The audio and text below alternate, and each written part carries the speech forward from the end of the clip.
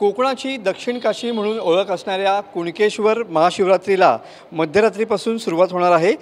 एक दिवसांच्या या यात्रेमुळे भाविकांची मोठी उच्चांकी गर्दी या ठिकाणी होणार आहे आणि त्याचमुळे सध्या लाखो भाविक कुणकेश्वर मंदिर परिसरामध्ये दाखल झालेले पाहायला मिळत आहेत। कुणकेश्वर मंदिराला महाशिवरात्रीनिमित्त आकर्षक अशी रोषणाई देखील करण्यात आलेली आहे। महाशिवरात्रीनिमित्त 9 देवस्वाऱ्या या कुणकेश्वर मंदिराच्या भेटीसाठी उद्या येणार आहेत।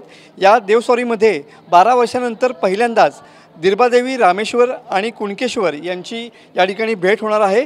महाशिवरात्रीनिमित्त कुणकेश्वर मंदिरावरती लेझर शो सुद्धा या ठिकाणी करण्यात आलेला आहे आणि त्यामुळं या परिसरातलं जे विद्युतीकरण आहे किंवा लाइटिंग आहे ते या ठिकाणी उजळलेले पाहायला मिळते। महाशिवरात्रीनिमित्त कुणकेश्वर मंदिराच्या दर्शनाला उद्या उपमुख्यमंत्री एकनाथ शिंदे हे देखील हजेरी लावणार आहेत।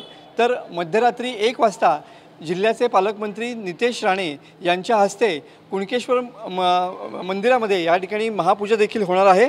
आपण सध्या टॉप एंगलच्या माध्यमातून कुणकेश्वर मंदिराची आकर्षक अशी आणि विहंगम अशी रोषणाई या ठिकाणी पाहतो आहोत।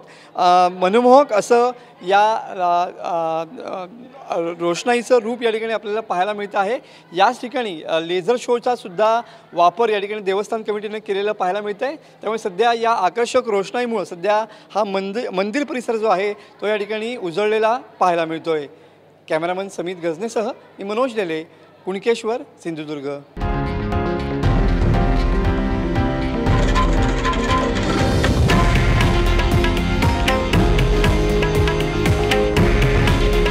हे आहे देशातील नंबर 1 न्यूज नेटवर्क आणि आपण पाहत आहात TV9 मराठी। काळजी तुमची, हित महाराष्ट्राचं।